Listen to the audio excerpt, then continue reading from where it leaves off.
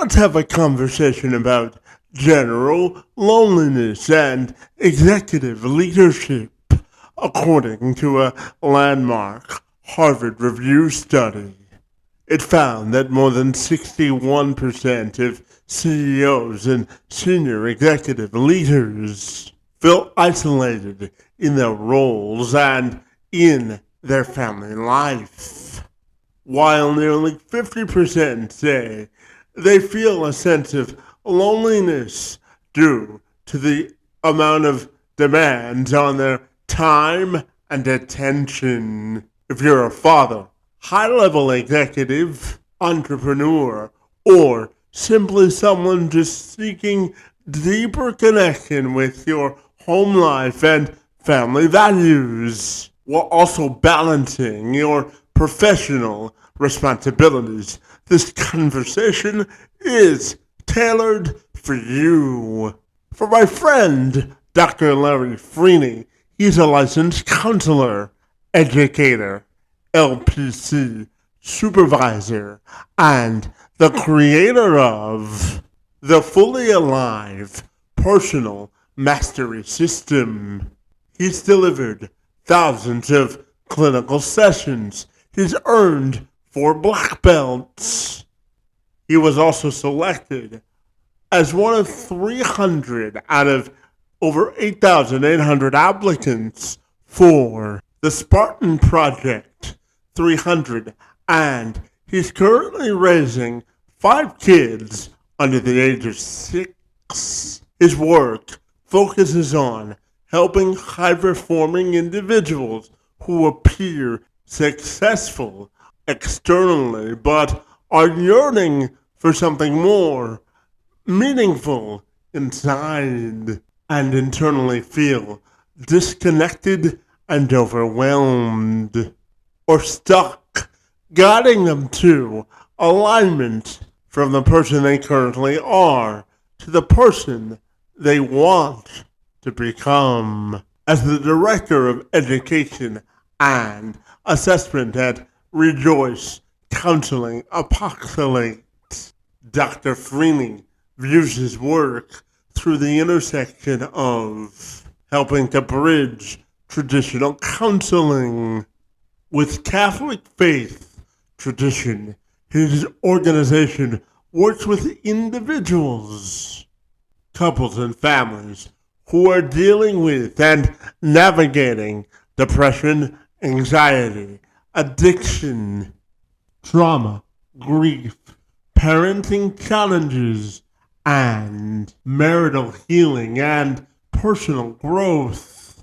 Dr. Freeney has nearly a decade of experience as a mental health professional, and his philosophy is grounded in 4 core principles: metamorphic growth, scheme-altering experiences, genuine human connection, and radical generosity. His passion for helping others is reflected in his professional work and personal pursuits of discipline, continual growth, and excellence. This week, he joined me to have a conversation about what it truly takes to create alignment between the pressures at work and the responsibilities of family life, while avoiding the emotional isolation that many leaders silently experience. I'm Kevin McShane. Let's have this conversation.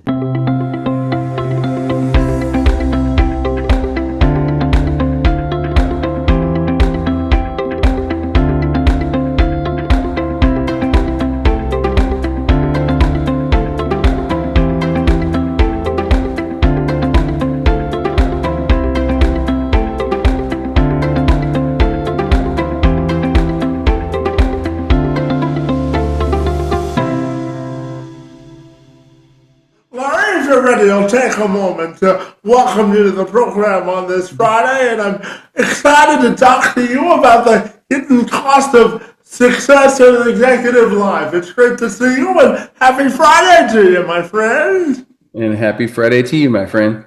Absolutely. So, well, Larry, I wanted to start our conversation by asking you about that exact concept, the hidden cost of success, and why do you think so many executive leaders are so successful at their work life that they tend to drop the ball during their home life? And how do you think we can reconnect the two, my friend?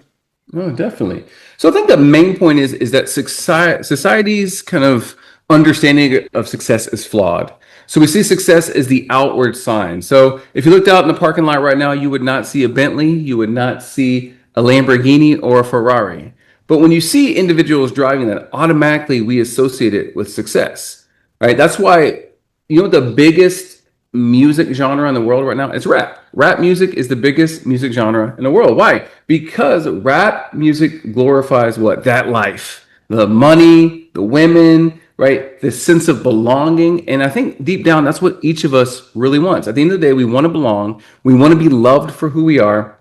And we want to be seen as competent, but also as helpful. So I think what happens is there's this disconnect. And so people will go out of their way to get that career because, especially when it comes to men, I don't know about you, but my dad never set me down and said, "Hey, Larry, these are what emotions are, and this is how we process them. This is how we navigate with negative emotions. When we get angry, we don't punch holes in the wall. Here's what we do instead." Right? A lot of men are missing that. So then they are taught what? That men are supposed to be providers. So they go out, they work, and they get really good at that, and then they double down on that when things get difficult. So the thing is that I know some guys that are very successful outwardly, doctors, lawyers, you name it, but they hate the profession that they're in. They're not doing something that brings them alive. They're not doing something that truly nourishes their soul. Instead, they're doing something that is bankrolling this life that they've made for themselves. And many of them are making 6, 7 figures, but they are imprisoned to this lifestyle. They have to drive the car because it's expected of the culture around what they do. They have to have the house. They have to have the Cartier and the Hermes and all this stuff because that's what's expected of someone of their caliber. Not knowing that this individual is not happy. This individual is disconnected from self. They're disconnected from their family. They're disconnected from their purpose because they're playing a part that they'll never get the role for. So they're really good at kind of being a chameleon in this area, but they're not being fulfilled because that takes vulnerability to go in, right? I like to say that the final frontier is not outer space. The final frontier is inner space. And we have to have the courage to become vulnerable and to go inside and see some of that mess that we don't want to see some of those truths that we don't want to see, and really learn who we are as people and what we are called to do. Yeah, absolutely. So, Laurie, in your opinion, both personally and professionally, how do you think executives can balance, professional ambition versus being quality, having a quality family life? How do you think they can successfully juggle the two, my friend? So I think one of them is it's kind of first it's going to be the rooted aspect. So think of a tree, right? It's got to be rooted. It's got to have those deep, purposeful roots.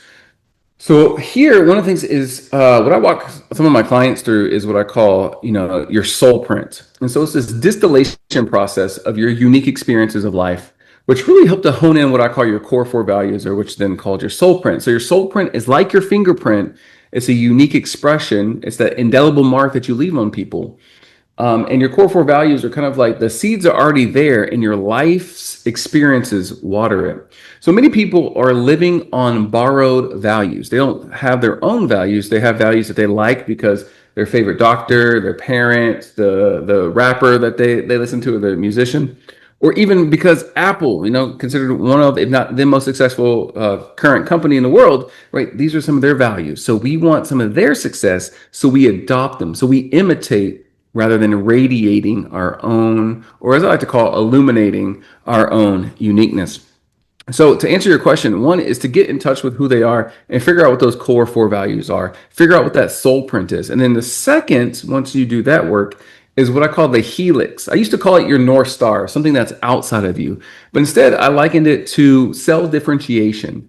So every cell, Kevin, in your body right now has your entire genomic code within it. But every cell is called to run a different program. So a heart cell runs the heart program, the brain cell, the neuron, runs the neuron program, the kidney cell, and so on. So we are the same way. We have the entire human potentiality within us, but each one of us is only called to run one program. Life truly starts for you, and you truly get this sense of alignment, the sense of joy, of purpose, of fulfillment when you first figure out those core four values, that soul print, align your life, and then figure out what you were made here for. Are you a speaker? Are you out here to create systems? Are you a networker, a connector of people? What are you called to do? And once you figure out those two, you align your core four values with that helix, that expression of the human condition. Once you do that, success is the natural consequence. So instead of being something that we chase, success is something that happens when we align ourselves and we live with purpose, fulfillment, and excellence. Yeah, absolutely. Now, my friend, you described yourself as someone who was born into controversy and baptized by tragedy and tempted through extreme endurance. So I'm wondering if you can take me on that journey and why those were defining moments in your life that sort of called you to become, the counselor and educator you are today, my friend. Oh, yes. So I like to say that I was born in controversy. So I'm biracial. My mom is white. My dad is black. And I was conceived in a small East Texas town, which was not a big fan of biracial unions at the time. And also, I'm a love child, meaning that my parents were not married when I Married, yeah. was conceived. And so that was kind of the controversy. And I grew up with my maternal grandparents. So I grew up as a biracial individual in a white home. And so for me, this is kind of this working through this at different phases of my life, but I've come to realization that I'm a cultural orphan, meaning I'm too black for the white culture and I'm too white for the black culture. So I can intellectually understand the black culture. I can code switch, I can fit in. But when it comes to those deep emotional roots where you had to be there, like those things that you can't describe in words, they're just those ineffable experiences that, those of the truly rooted in the black culture will understand are things that I'm going to miss. And so it's kind of like the difference of being someone whose first language is Spanish and then being someone who learned Spanish as a second or third language. So it's different. Like you can fit in, you can find those moments, but there's just certain things that aren't going to make sense to you that you're going to miss just because of their very nature. And then, baptized by tragedy, what got me into mental health is my mom attempted suicide when I was in sixth grade. She's alive, she's well. In fact, I just saw her a couple hours ago. And then another tragedy was, the loss of my brother to suicide in 2020. So I had my first daughter in January. My brother died by suicide in February, and then the world shut down due to COVID in March. So 2020 was a heck of a year. And just figuring out how to, these moments, we see them as moments of tragedies, moments of challenge, of struggle.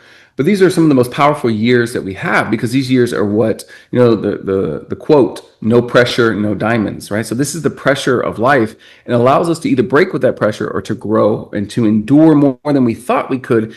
And we come out the other side being more capable.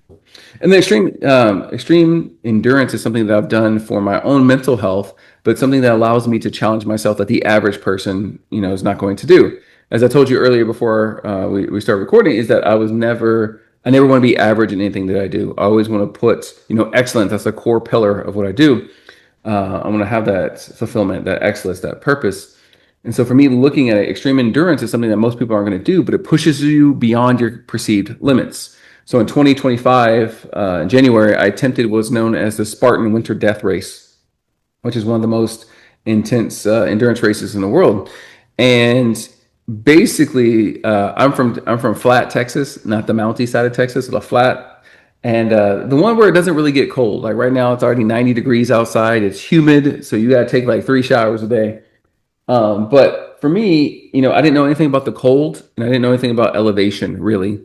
And the temperature there was -2 was the low, and 18 was the high. And so it was really I was out of my element. I was underprepared. And I don't know if you know this, Kevin, but winter gear is very expensive. And Mm-hmm. I wasn't about to spend $1,700 on a pair of snow pants. So instead, we balled on a budget. Okay, Okay. so being in sub-zero temperatures, balling on a budget, I do not recommend it, but it was an experience for me. Right, I got hypothermia, I got frostbite, I like my foot was frozen for like 12 hours. I couldn't feel my foot. My sock, which was stuck to my foot, got frozen inside of my shoe. I had a little bit of nerve damage. All that sounds negative, right? But under these conditions, I was really able to see who I was. I was stripped of, that desire to, oh, who's texting me? I didn't have my phone on me. I wasn't worried about frivolous things of the day. Instead, I was learning to kind of understand who I was as a person during those moments. What was I willing to do? What was I not willing to do? And you know, I will probably never run another Spartan winter death race, maybe this summer, but I do have a Spartan Ultra coming up in October that I'm training for. So it's 30 miles, 60 obstacles, and of course, it's me out in nature, setting these goals and seeing what I'm truly made of. Well, again, I told you before we started recording, nobody will ever accuse you of not being ambitious, my friend. Yeah, absolutely. And, Ryan, tell me about the fully alive system because I know it's a personal mastery system that you're working on, my friend. So tell me about why the system is so important to you and why it's become a passion project for you. Yeah, so fully alive in and of itself is, I believe that everybody has at least one masterpiece they're called to create. That's buried deep within them, and only they have the code, if you will, to create. So fully alive has been the culmination of 8 years of counseling, actually over 8 years now, more like 10, 11 years of counseling, but also reading personal development books, putting the stuff into play, into action. So many people have the habit of reading a lot of books but not implementing them. So you can say, I read 300 books this year. Awesome. How much of those books or have you read have you actually implemented in your life, and how has your life changed because of that? If the answer is nothing, then that was good for entertainment, but it's not good for elevating the self. So Fully Live is a personal mastery system that goes back to what we were talking about earlier. It's about finding that purpose in your life, that reason that you exist, as the Japanese call your ikigai, and for you to live in alignment in the day to day, the moment to moment, the decision to decision, in alignment with who you're called to be. It also helps to set up goals that you have no intention of achieving. So many of us set goals that we know that we can or we think that we can achieve, and those goals are useless. Those goals are a waste of time. We need to set goals that we don't think that we can achieve, because it's not about achieving those goals. If we achieve those goals, that's great. That's the icing on the cake. But the true value is who we become in pursuit of those goals. So when I tell people I do ultra marathons or Spartan ultra races, endurance races, the death race, many people who are in a different mindset will ask me, "Well, what do you get? Do you get money? Do you get a trophy? Do you get these rewards? Why do you do this?" And the reasoning is transformation. I do this for human transformation. I do this to see the me that's on the other side of this event that I couldn't see by playing life safe, by being comfortable, by doing the usual stuff. I have to continually push my boundaries, because then I find out I'm capable of so much more than I thought I was. Through these experiences, I realized I've been playing life so safely. And so now it's about, okay, now where can I push it? Where can I grow? And how can I add more value to people? How can I be more effective with people? And how can I be more efficient in the work that I do? So Fully Alive looks like this whole area, and I do, it's more for professional coaching. I don't like to say I'm a life coach. I don't like that term. It's become this kind of this buzzword nowadays. But really, I like to say I'm a personal mastery advisor. So my goal here is to help advise you as you develop this sense of personal mastery, because my whole philosophy is this: the goal is to master oneself so that we can leave a social legacy through the people that we know and the skills that we bring to the table that will outlive us. Yeah, absolutely. Larry, as a counselor, you say you've sat across thousands of people that come to see you, and they say that they're quietly carrying the belief that they know they can be more, but they come to you to develop the patterns to repeat set from my high performance level. So when you sit across from someone that says, I know I can be more, but I'm not reaching my full potential, what immediate thoughts go into play in your mind, my friend? Oh, the first one is a great starting point. So the fact that we understand that there's this disparity between who I am and who I'm called to be is great. That means that you haven't numbed out that sensation through substances, so alcohol, or you're not using entertainment or as the new buzzword, brain rot, right, to keep yourself, entertained, but not really growing or being that sense of motivation. So the first state, as they always say, is to identify that there's a problem. That gives me something to work with, because if you don't know that there's a problem or you're actively not wanting to change that, then nothing's going to change. Now, the second thing is, do they want to change?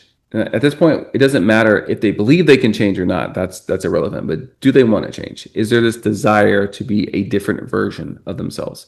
If that's the case, then great, because just like anything in life, consistency is the mother of mastery, right? I love that quote. I got it from Robin Sharma. And I love Robin Sharma's work. So it's kind of this aspect of, transformation isn't sexy. It isn't this big moment. It's the small day-to-day moments that we have to win. As MJ DeMarco says in his new book, Choose Hard, Live Easy, right? We don't carpe diem. We don't seize today. We could only seize the moment. Carpe momentum. Memento. So we're looking for that memento, that moment. Did I win this moment? Did I win this moment? Did that win that moment? And if you focus on winning the moments, you add those up for the day, then you win the day. That's how you win the day. So we act like the day is this one unit of time, and it is, but this day is made up of those moments. And he defines a moment as 10 seconds. And so once you realize that there's this gap, right, which I call the aretic gap, which comes from the word arete, which comes from Aristotle, which means flourishing, thriving, not just surviving, not just being average, not being mediocre, but truly being of substance, of truly giving your best, that flourishing. And so helping people to understand that there is this gap, and this gap is asymptotic, which means we will never fully close that gap. No matter what happens in our life, we can get closer and closer and closer, but we'll never get there. So if you take any number, any real number, and you divide it by 2, and you divide it, and you can keep dividing it by 2 basically infinite amount of times, and you'll never get to 0. You'll get closer to 0, but you'll never touch 0. It's kind of the same thing here. And if you do it in the reverse, right? If you have any number, any real number, and you multiply it by 2, you get closer to infinity, but you never hit infinity, right? That's a limit that you'll never actually hit. So that's kind of with our the asymptotic nature of the aretic gap. We can get closer, but we will never fully arrive, and that's beautiful. Because that means what? That means we always have work to do, but it's also frustrating, Kevin, because what? It means we always have work to do. Oh, well, the grind never stops, right? Like never. Yeah, absolutely. No. But my friend, as you shared with me, you've got 6 kids under the age of, or 5 kids or 6 kids under the age of 5, right? So got 5 under the age of 6, yeah. 5, 6, and under. 8. Thank you.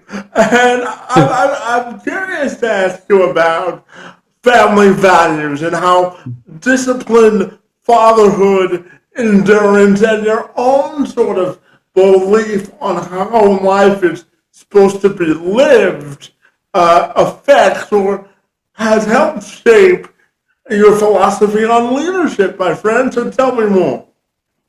Yeah, so as you stated, fatherhood is crazy right now. I have a 6-year-old, a 4-year-old, a 2-year-old, a 1-year-old, and a almost 2-month-old. So it's pretty busy. People always ask, are we finished? Real leadership develops.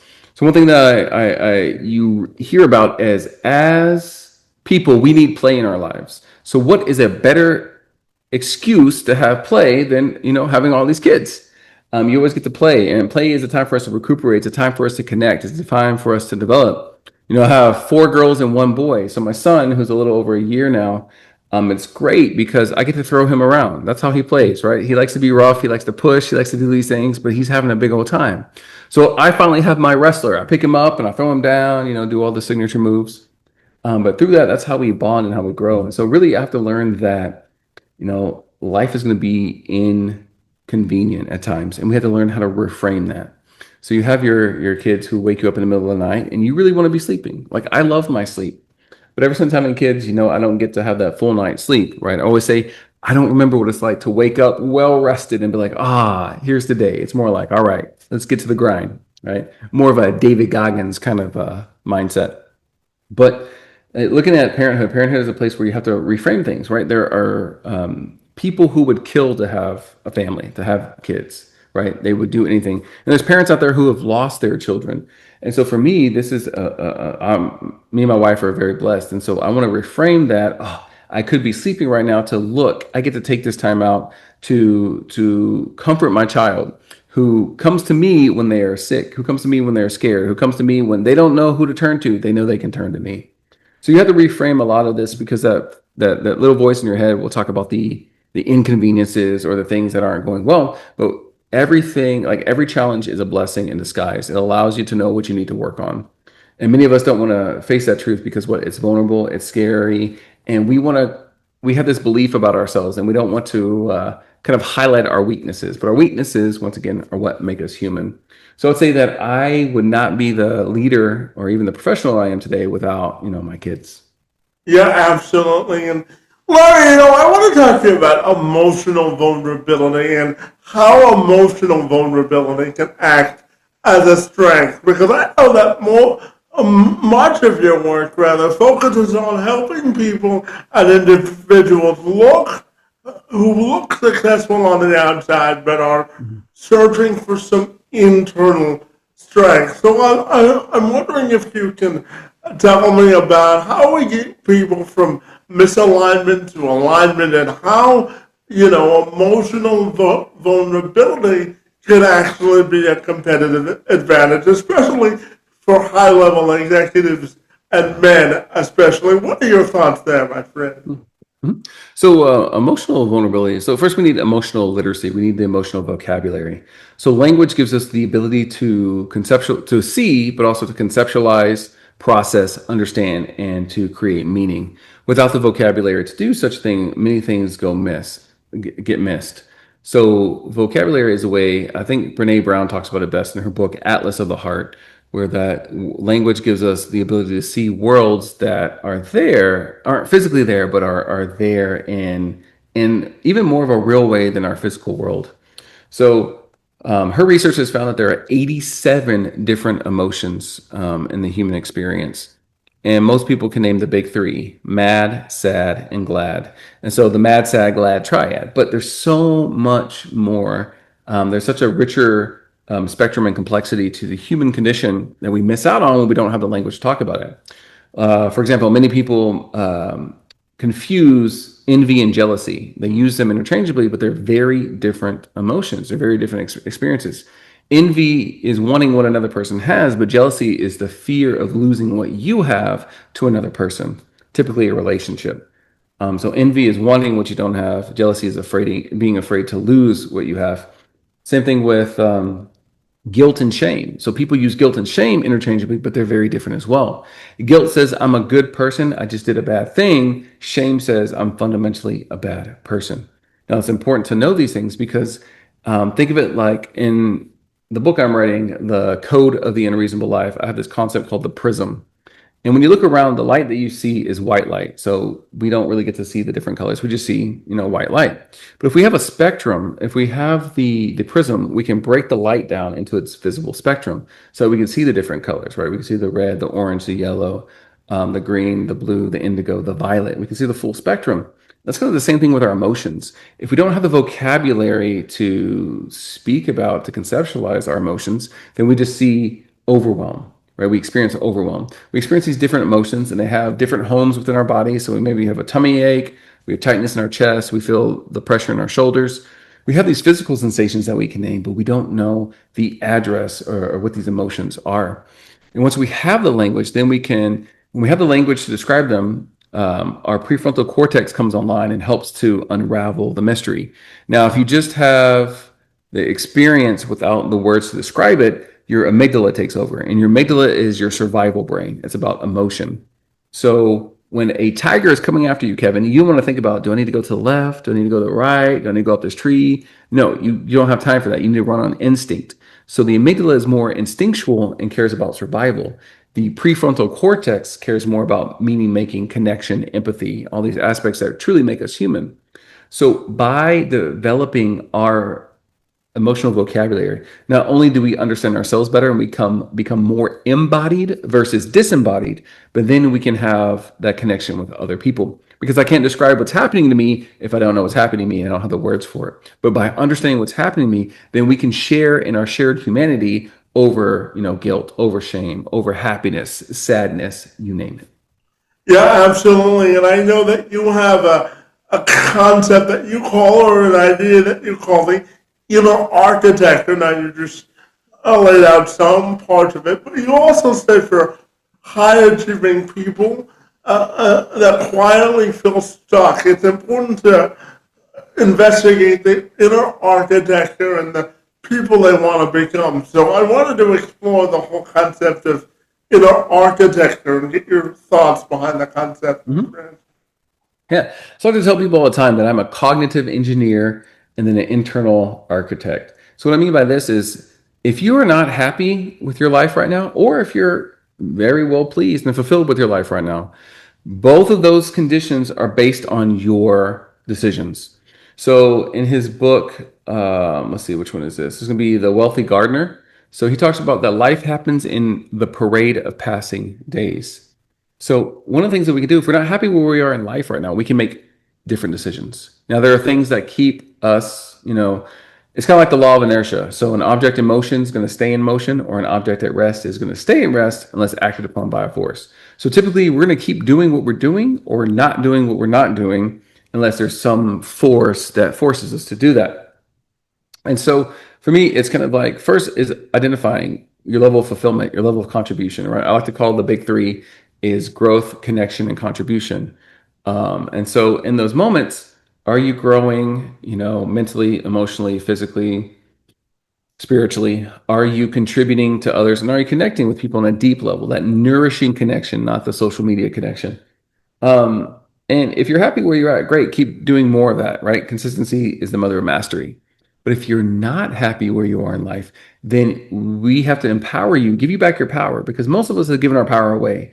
We want AI, we want the internet, we want our political party, we want our church, we want our family, we want other people to decide what we do.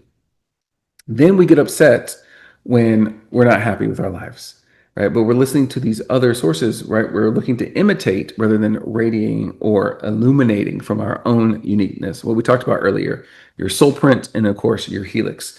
Then it's basically about aligning your day, giving your day purpose towards these goals. So if your helix is to write a book, a best-selling book, then you got to figure out in this week, how am I going to show up to write that book? What is the book going to be about? And make sure that your decisions revolve around this masterpiece that you want to create. And the thing about this is to remember that the first draft of anything is terrible. Good, right? Get the first draft out the way, then work on editing, revising until you truly get a masterpiece, right? And over time, you gain the ability to produce higher levels of work, but still not quite masterpieces yet on your first try. So we have this idea of, it doesn't come out right the first time. So we throw everything away rather than, all right, let's reiterate, let's make it better. And as we're making the work better, we're making ourselves better. And this is kind of the inner architect. So once again, if you're not happy with your life, let's create that life, right? What does your life look like in 5 years? If you were given the pen to write the story of your life, what would your life look like in 5 years? Let's see that awesome life for you. Then after 5 years, what needs to be true at 3 years to get the 5 years to be true, right? And then finally, for that 3 years to become a reality, where do you need to be in a year to then be on that trajectory for the 3 years and on trajectory for the 5 years? And as John Saforic says in The Wealthy Gardener, this is his 5-year crusade. Your entire life can completely change in 5 years if you have a plan and you align each of your actions towards the fulfillment of that plan. And in that, aligning yourself to become that version of yourself on the other side of that crusade. Yeah, absolutely. And Larry, you also talk about your leadership work from a clinical perspective. When we talk about patterns and developing habits and patterns, and you've absorbed people from an emotional, compressed sort of internal standpoint. So I want to revisit the whole idea of making sure that your emotions are a part of your part of your story of prosperity, and I know you talk about something called the Arctic gap, the distance between where a person is and where they want to go. And we've talked about that briefly, but I'm wondering how that connects to your own personal life and how you help other people really lean into their emotions so that they're a part of their sort of prosperity story. What are your thoughts there, my friend? Yeah, so it's basically, I like to use the analogy of climbing a mountain. So the Reddit gap is when you're climbing that mountain and you're in the middle of the mountain. So what I call is the retro gap is the gap is typically the retro gap and the future trap happen in your mind. They're not happening in the physical world. So what happens is you think about, oh, I forgot this at base camp. Man, I really should have grabbed that. Right. So you think about the coulda, shoulda, wouldas. Now you're stuck in the past right now, but really, where are you? You're in the middle of this mountain, right? You're not at the bottom, you're not at the top, you're in the middle. And instead of making progress towards one or the other, you're sitting there, you're living in your head. Now, the future trap is just as, insidious. And this is thinking about what life is going to be like after you've already climbed a mountain. So you have the book out, so you have the program, so you have the marriage, so you have the job, you have the career, you have the house, whatever it is. But right now, guess what? You are not making the decisions in the here and the now to close that erratic gap to make that fantasy a reality. So it's a part of this architecture is that, so I like to think of it me climbing the mountain, figuring out my own mountain, then helping others climb the mountain and getting to the top and say, see everything up here? This is what your life is potentially, and you get to craft where you go from here. I think it's important to do the work myself, and that's why I do Spartan ultras. That's why I went into the death race. That's why I have 5 kids, so close back to back, is because I want to lead and not just to hide behind my credentials, but to show you that I'm living the life too. That I don't have it all figured out. I'm still working through these things with you. That I'm more of a guide, like Virgil in Dante's Inferno, rather than someone who has it all figured out. I'm not a multimillionaire or billionaire. I don't have all these things. It's really about building, hey, here's me. I'm in the trenches. If you want to change your life, come with me in the trenches, right? I'm going to lead you by example, by what we're doing. And I think that's the most important part here is that so many people, you have people who've never struggled in life and, they have money. And so they write a book about how to be successful, right? But they don't have that lived experience.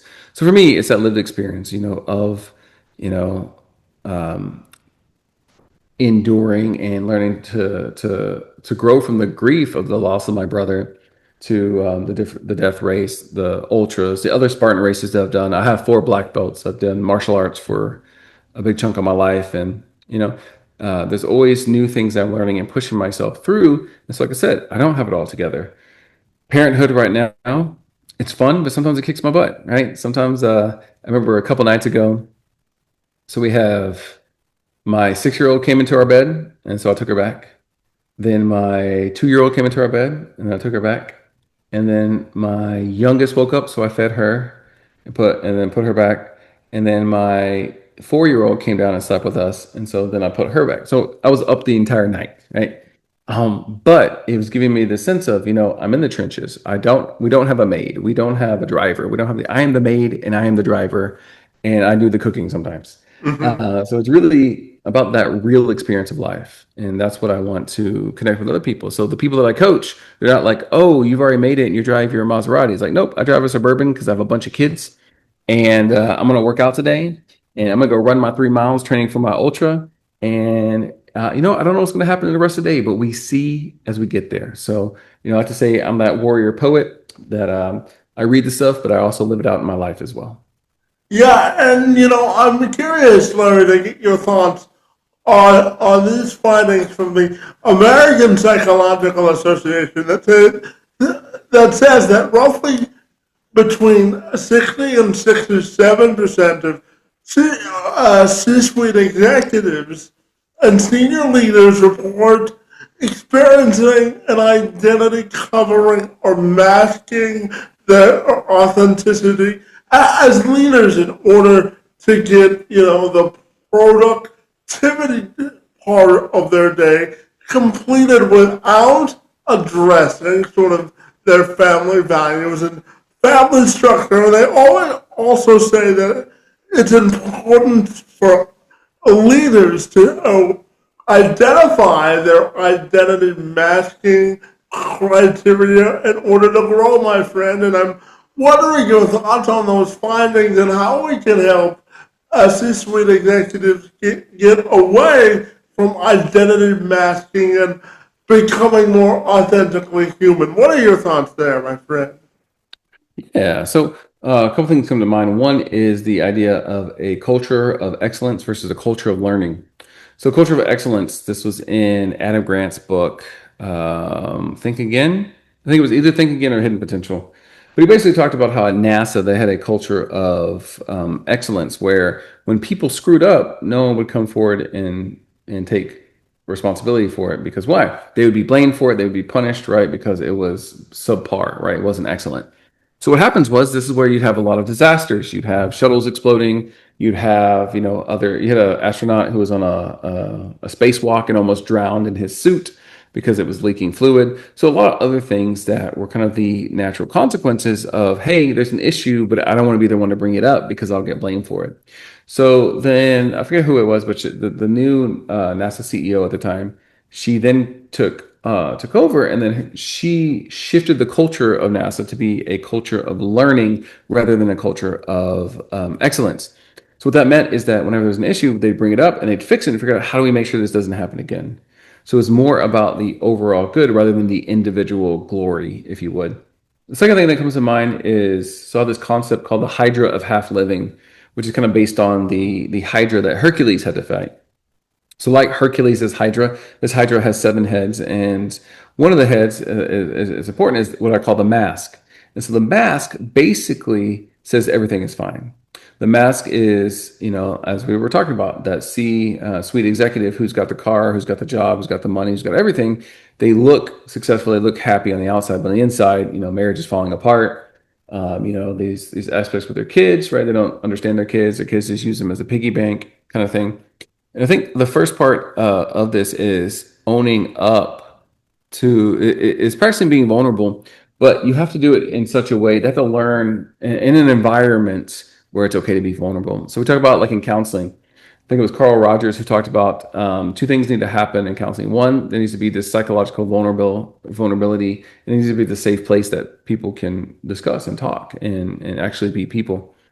That's gonna be one. I think the first thing is for each of these C-suite executives to do their own work, to discover their core four, to figure out what their helix is, to have the language to describe what's going on and to talk, and to have a tribe. Especially with men, we need tribes. We need other men that are supporting us, who are pouring into us. I like to call it the constellation of success. We need to have a mentor who's pouring into us, a mentee that we're pouring into who isn't quite as far along as we are. We need to have a rival or an equal who's sharpening our sword as we're going through the same phase of life together. Then through that tribe, we want them to, one, multiply our output. So if we have a problem or we have an idea, they help to shape it, right, from their combined years of experience, their different levels of expertness in different areas. And finally, this group also helps to divide the weight of failure, disappointments, and setbacks in life. So we have this system where we have someone who's constantly pouring into you. You're taking that, you're learning, and you're pouring into someone else. You have someone who's there to sharpen you. And you have this group that helps to make your ideas and everything more valuable and to help carry the burdens of life when those are happening to you. I think I would say the number one, but one of the most, yeah, we'll say the number one lie in success is that you can do it on your own, that you don't need other people. And that's not what success is. Success is a team sport by trade. And so once we understand that, once we get our tribe, then I think we become the sense where we're able to experience the same level of success, but also that fulfillment, that purpose, and that excellence that can fall short or kind of take the back seat from that pursuit of the outward excellence. Yeah, and Larry, I've got 2 questions left for you at the time that I have remaining with you this afternoon. And this one is just because I'm personally curious about your answer. As you know, Larry, I was born with cerebral palsy, and I have a different view of diversity, equity, and inclusion than most people. I think it should be something that we value in today's workforce. And as you know, in the States, it's going under what I call an extreme makeover. But I'm curious to get your thoughts on the importance of developing sort of an inclusive organizational culture and the competitive advantage that comes with, hiring folks with disabilities, implementing them into a workplace culture, and how it can help to elevate the psychological safety of an organization. What are your thoughts there, my friend? Yeah. So I think for me, one of the things that helped me kind of reframe it, this my from my own perspective. I used to work with children were on the autism spectrum, and or other forms of IDD. And so what I learned from them is basically this whole thing that was kind of pitched to us is instead of seeing people as disabled, we see them as differently abled. And I say that with like real experience. So I had this. One kid that I used to work with, he was like 7 or 8 at the time, and he, of course, he had difficulty making eye contact and certain aspects like that. But if this kid heard any song one time, he could play it back. He could sing it back for you perfectly, like he would just boom, right? And it was just the craziest thing because, like, you would miss this if you didn't sit down and like spend time with him and to learn who he was and to learn what he was interested in. So, like, you could play any song for him and he could like sing it back to you in perfect pitch too. It was just the most interesting thing. He was also an individual. I remember one day he got tormented because he had a song stuck in his head and he couldn't get it out. So we had to work on getting that song out of his head. But it really is, when we aren't inclusive, when we kind of have our set in our ways, right? We cut ourselves off to new learning and new ideas and new experiences.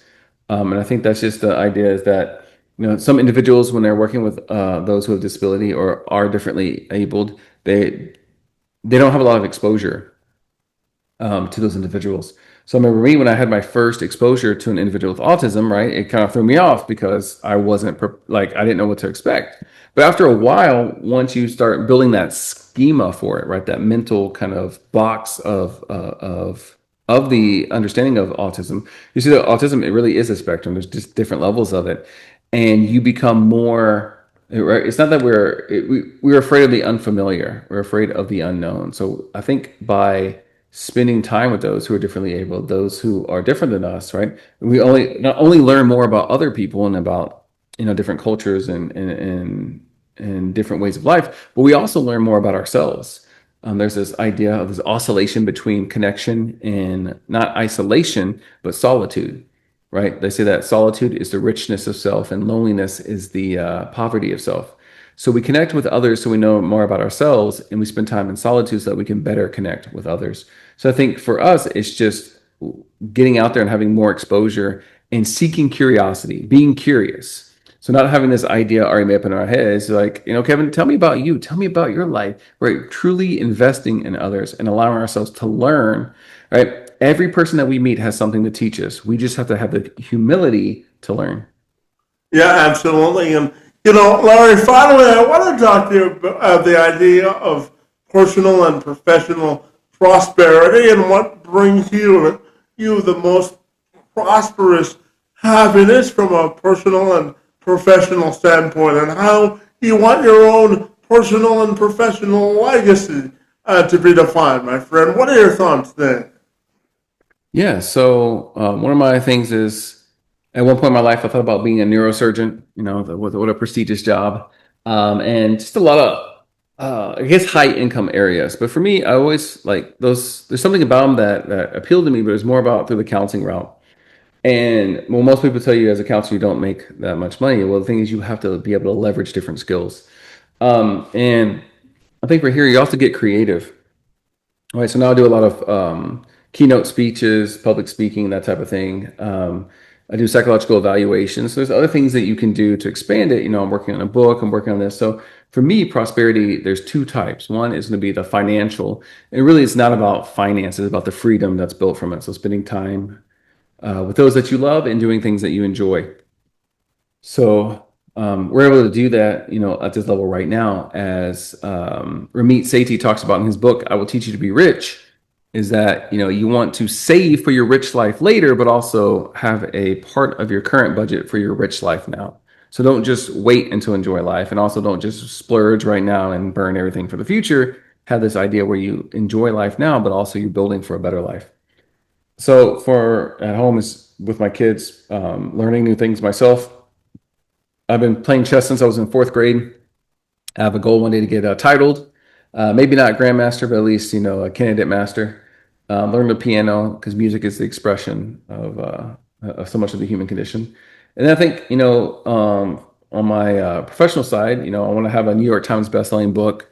I'd love to have my own TV show one day. The Dr. Larry show. I could sing it, I could bring the vibe, but really just get out there and meet people and to be able to speak to them and teach them and to inspire others to go out there and create their masterpiece. So I don't know if I told you this, but my helix or my life's purpose is to ignite the dying and or dormant flames within the hearts and souls of my brothers and sisters so that they may be encouraged, inspired, and equipped to transmute that mission, that masterpiece that has been woven into the fabric of their existence into outward value that fosters human connection. Right. My goal is to set the world on fire, literally, so that you can go out and you can create that masterpiece that you're called to create, that someone else who hears my voice right now can also go out and do the same. So that is my legacy. I started off saying that I wanted to touch 1 million people, but I felt like I was aiming too small. So I moved it up to 10 million people. And this is both directly or indirectly. So finally I was like, let's go for 100 million. And I had a friend who said, that's crazy. And I was like, good, that's the one we're aiming for, right? So my goal is throughout my life, either directly or indirectly, to positively influence 100 million people. Well, you're off to a running start, so to speak, my friend. I want to thank you for the good work that you're doing, but I also want to know if people want to get connected with you, what's the best way they can do that? Yeah, so they'll go to choosefullyalive.com, right? So choosefullyalive.com. Or if you want to email me, you can email me at Dr. Larry, Larry, Freeney, Freeney, at gmail.com. So choosefullyalive.com or Dr. Larry Freeney at gmail.com. Well, fabulous, my friend. I want to thank you for causing executives to really get in touch with the true version of both their professional and personal identity. And I want to thank you for the good work that you're doing to help them realign with both their professional and family values and for engaging in conversation with me this afternoon. It's most appreciated. Well, thank you so much, Kevin, for having me on your show, being such a great host, and most important, just being such an awesome human being.